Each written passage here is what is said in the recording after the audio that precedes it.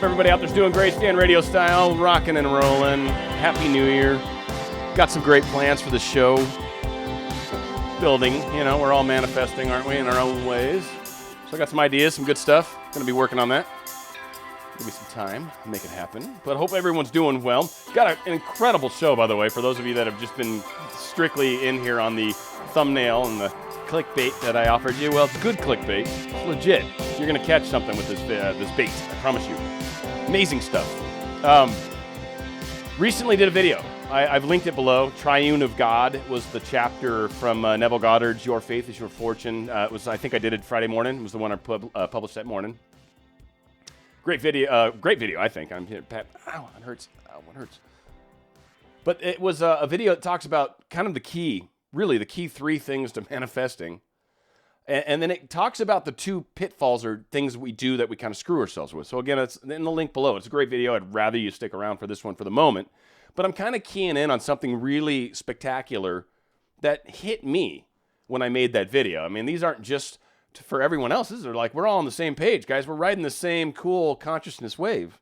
So I'm here to kind of grow and expand while we're all growing and expanding. So the big thing that really came into play was the receptive place.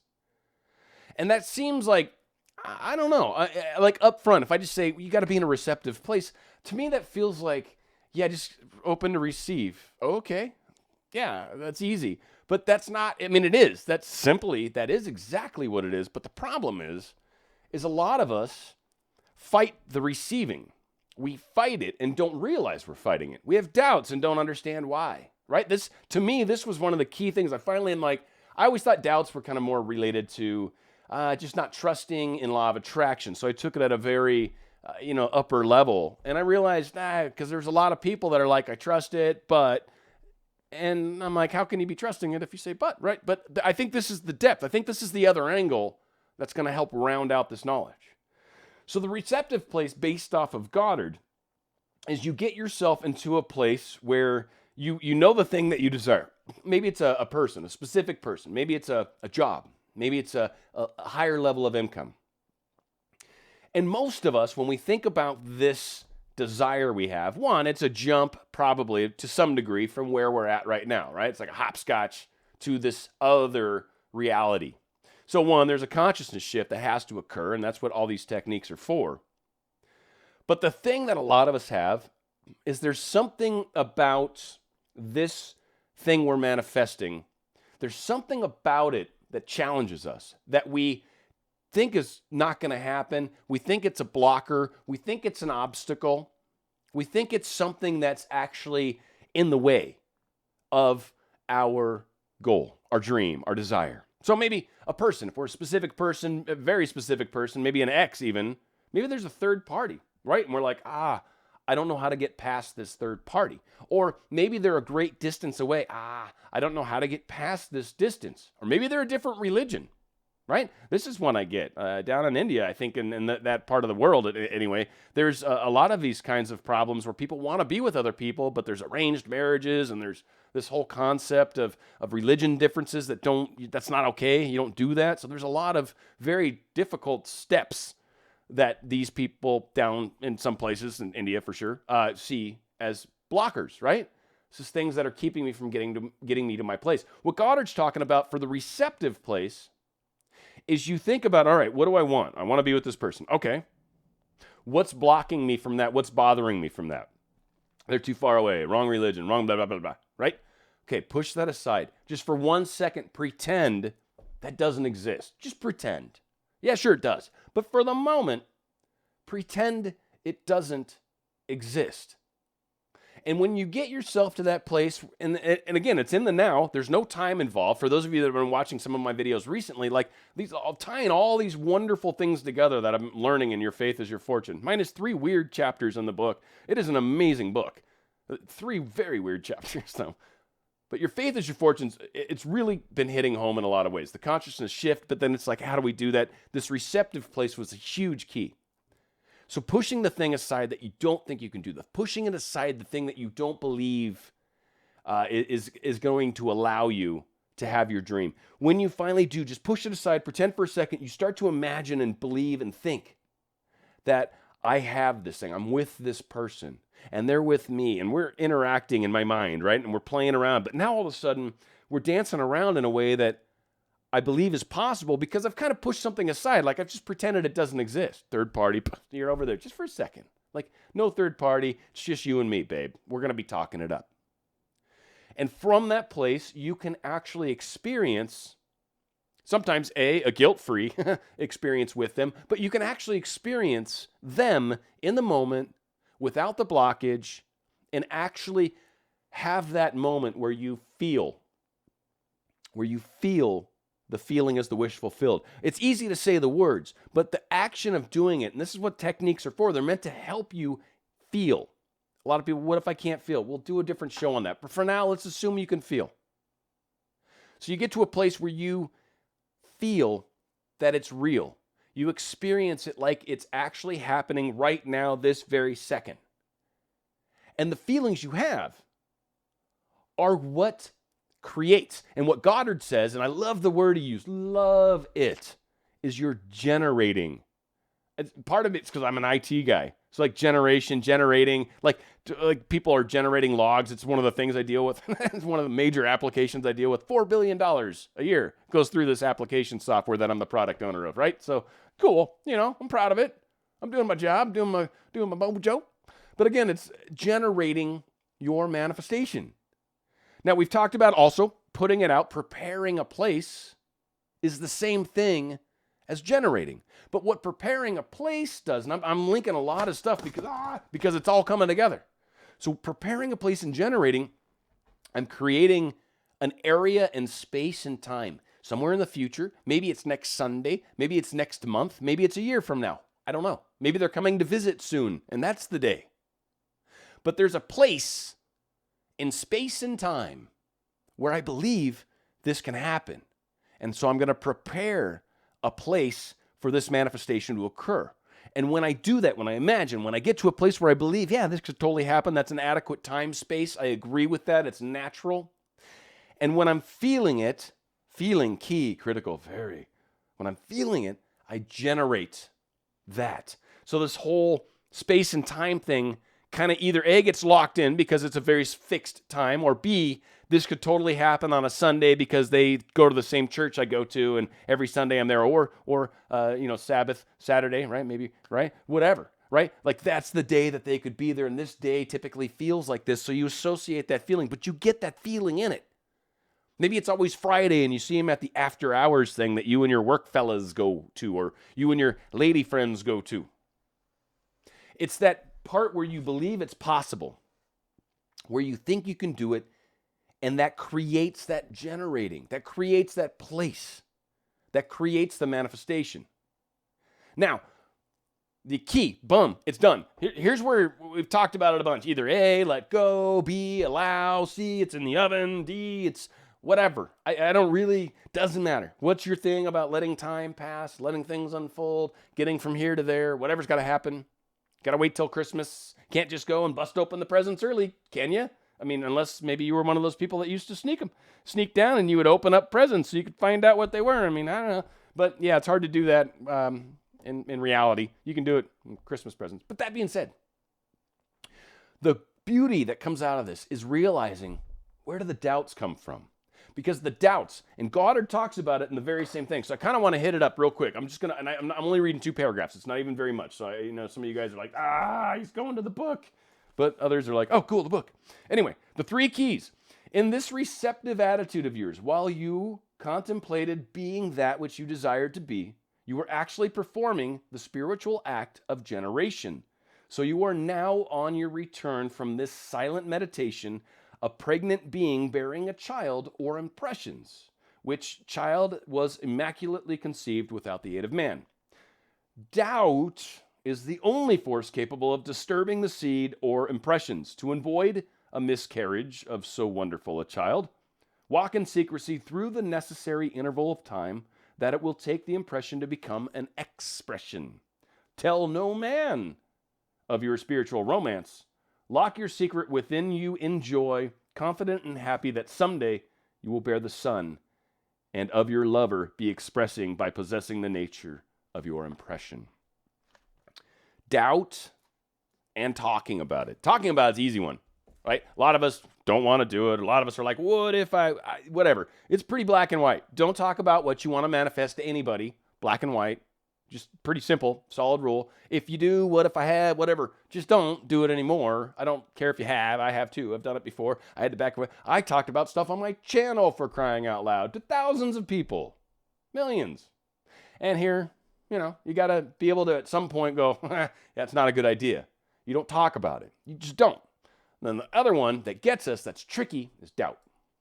And doubt's the tough one. Now, what I kind of realized, to me anyway, when I was thinking about this, is the receptive thing. For those of us that truly did the receptive part of this properly, thought about whatever it is that blocks us, that is the consciousness that we keep falling back to. That's that old pair of shoes we keep putting back on. We keep going back to, but they live far away, but they're mad at me, but.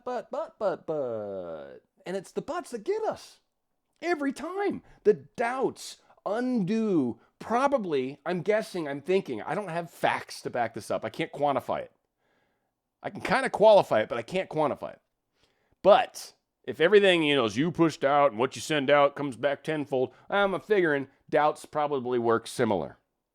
And so when you hit the doubt, that's kind of like slamming on the brake. For those of you that drive one-footed, especially, well, I don't know. For those of you that drive one-footed, if you ever tried using your left foot on the brake of your car, you find that it's either on or off. There's no real soft in between unless you're kind of used to doing it. For me anyway, I grew up driving a clutch stick, right? Left foot was a wham, all the way down and then slowly pull it out, but wham, all the way down. I've tried to hit the brake with my left foot. Doesn't go well. And that's what doubt does to us.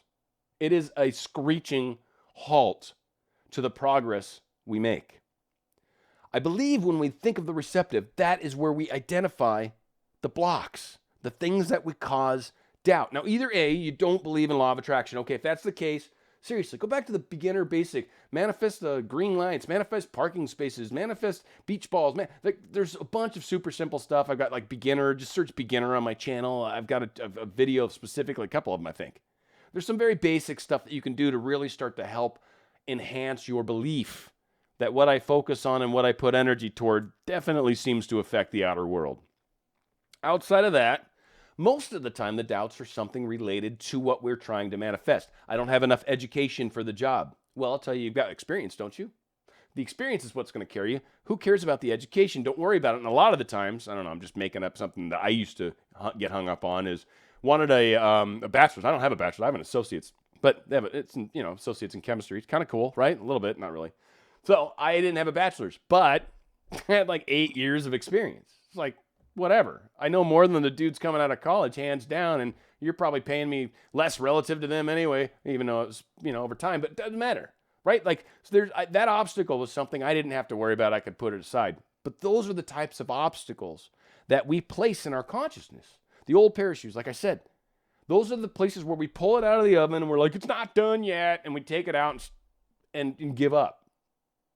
But the reality is it wasn't so much that we couldn't do it. It wasn't so much that we weren't able to do it. It was that we decided to quit on ourselves. We decided to block ourselves. We decided through what we believe that we couldn't have it, that we weren't good enough, that we weren't able to hold that.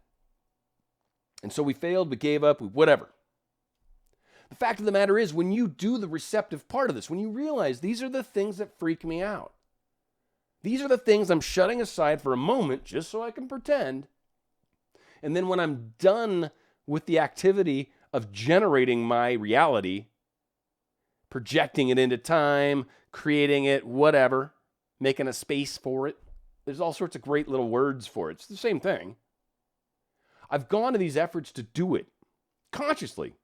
I mean, this is something you want badly because you're consciously doing it. Sometimes it's like, yeah, I'd like to bump into somebody. That's the extent of it. And then a week later, you bump into them. But you don't care. You don't be like, imagine it like, when I bump into him, it's going to be like so exciting. It's like, no, it's just a buddy. I just want to say hi, see what's up. I don't care.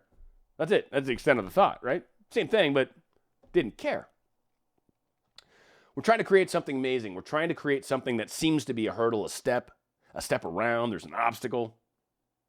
understand that shoving aside that obstacle is the situation. That it is what's allowing us to create this. And by realizing that, and realizing the only doubts that are coming into play is that my higher self, God, whatever the consciousness within me, this is not working well. The consciousness within me is not able to manifest a way around an obstacle, through an obstacle, under an obstacle. No matter what an obstacle is, I can imagine a way around it. Can't you? If there's a third party, for example, then they're obviously going to have to break up because your manifestation doesn't allow for a third party, does it? So it has to happen. It doesn't matter if there is one. There's an obstacle that's obviously going to be surpassed. That's where your doubt comes in. That's your affirmation, maybe. But realizing the thing that keeps freaking me out is there's a third party. That's why I keep having doubts. Now, I realize, yeah, but that's obviously got to end. Boom. Yeah, sure, they're together now, but it's projected out. A space and time and place has been created. This evolution that my partner's going through right now is going to evolve and resolve, and he will become single, and we will be together at that point. Or the fact that I have experience will matter more for the job, or the fact that me and my boss are going to iron out some of our details. I'm going to forgive and get over. I'm going to do some ho'oponopono. I'm going to do some astral letters. I'm going to heal the relationship so that part isn't an issue anymore. And now I can tell my conscious self that keeps doubting, hey, dude, you've done your astral letters, ho'oponopono. You're good. You're groovy. You guys are great. You got this covered. You're doing the work. You've created a place for you guys to be. It's going to happen. It's in the oven. Just set the timer. It's all good. I don't know why. You didn't see it, but I turned my arm and that's not even a hand gesture for the noises I made, but whatever. That's how it works out when you're live on Dan RadioStyle. So long story short, everything cut to the chase. We want to overlook our blocks. We want to actually generate, and we want to identify our doubts. When you use this receptive place technique, you will change your life. You will literally, not figuratively, you will literally change your life. The doubts kill us badly, tenfold. Like we need like a neck brace because we keep jamming on the brakes so hard. And it undoes a lot of momentum. Wow, a lot of momentum. And I think that was the other major reality that kicked in on me. Like a lot of the times I felt like, well, if you're thinking negative, you're barely undoing your damn. No, I actually think everything's like heavy. I think we're like either full throttle or full brake. And depending on how it goes, man, we've got to really get better at balancing our thoughts and fears. A lot of people said, how do I get rid of doubts? You get rid of doubts by identifying what they are and dealing with them. You don't mask them. You don't affirmation around them. No, because the doubt is always underneath. It's always that boil making your skin grosser and grosser. Now you're putting Band-Aids, you're wearing long sleeve shirts, you're covering it. You're not dealing with the fact that you got a nasty festering growtiness going on. Fix it. Look at it. Go, okay, what is that? And fix it. Identify what it is. Give it an answer that it can be like, all right, that works for me. They're going to break up. Or I am good enough. I got a lot of experience. Or I'm going to move in a year. I can find another job in another place. I'm going to start working. I'll definitely locate that. I know this person there that's going to help me. Blah, blah, blah. This can all happen. Know there's a way around your obstacle because you've already figured I can push it aside and I can imagine and create a space. That's key. It really is. If you can't see it happening, it ain't gonna. But you also got to get yourself past the doubts because you can undo it to the point where you literally are going to have to rebuild that.